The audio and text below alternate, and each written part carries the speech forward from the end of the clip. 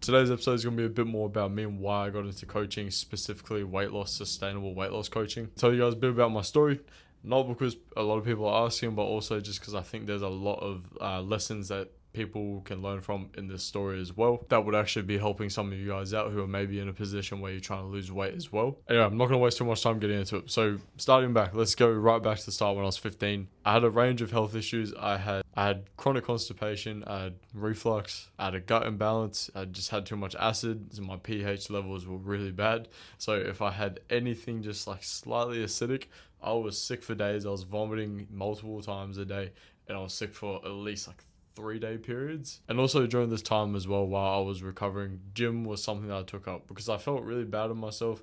Also, I was playing sports at the time and having constantly being sick, I was missing out on sport a little bit. I was still playing quite a lot of sport at the time. I think I was playing soccer.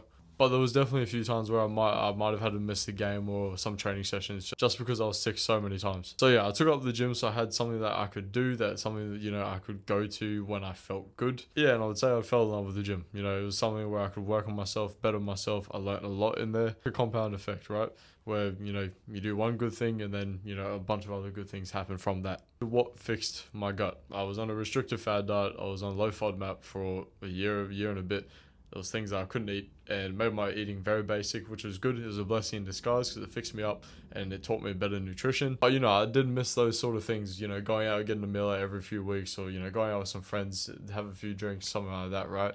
Or even just having like a bit of chocolate. Because even if I had like one small piece of chocolate, I would be sick when I was at the peak of my sickness. When I was eventually healed and I could start to eat whatever I wanted again and I wouldn't get sick from it, I feel like all this restrictiveness on this low FODMAP diet meant that I went crazy when I turned 18, and I sort of was drinking a lot, drinking every weekend, but I was also doing a cut at the same time. So my cut was it was crazy. There was literally days where I would starve myself all day, then have a massive feed at the end of the day. I would get like a Subway and 6 Subway cookies, and then I might have like one more thing when I get home, like a protein ice cream, and that would be it. Or and I'd have protein shakes and all that stuff. It was just a bunch of processed stuff. It wasn't good food. And yes, it didn't make me sick or anything. Again, like I was properly healed from that low FODMAP diet. But the ways I was going about cutting weight was not great. Felt terrible. Even though, I was losing weight, I was also losing a bit of muscle too. My protein was high, and that's something I was focusing on. I didn't lose like a lot of muscle, but I think results definitely could have been a lot better. And just how I felt in my gut and all that, digestion was terrible because of all these processed foods. And my eating just really was not that good. And yeah, when I finally discovered the calorie deficit,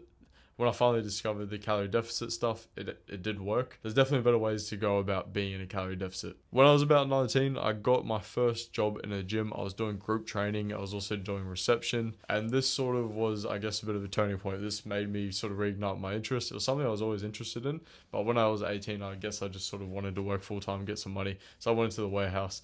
And, I feel like getting into a gym, that really helped me. That set me back on my path of health and fitness and all that sort of stuff. I really enjoyed helping people out. I love doing these classes and giving people, information that could help them, whether it's with weight loss, with their training. I wanted to get to know a bit more. I wanted to trial and error a few more things. I feel like I started to learn a lot about training because I was working with a lot of, more elderly people or, adults that had injuries and all this sort of stuff. So I learned like a bit more about, how I can sort of cater my training and for people to be able to do certain exercises, instead of just thinking that everyone's 18 years old and can do, everything they want with their body. That was definitely really helpful, but my nutrition was still something that was lacking a bit. I understood the basics of people wanting to lose weight with calorie deficits, high protein, all this stuff, but I still wasn't eating the best food myself. It was a lot of processed food. It wasn't really that great. Anyway, during this time I was playing rugby. I went and played rugby league, and within the first few games of the season, it might have even been the second game, I dislocated my shoulder and I had to get a surgery. I was like, damn, what do I do now? I can't train. I couldn't train upper body for about like 7 months. I was in a sling for about like 8 weeks outside of my surgery, but I was still going to the gym, just doing like walking on the treadmill and on the bike, and I was doing like some leg stuff, like leg extensions. I eventually got back to it, but upper body training took me literally 7 months to get back into. But during this time, I was like, if there's ever going to be a time to do it, I've got so much time now. I can't work for a few months, so this is the perfect time while I was building my online coaching business, because I was a personal trainer in a gym as well. So I moved that online, got my clients online. I was like, this is the perfect time to actually do something about my nutrition and start really leveling it up.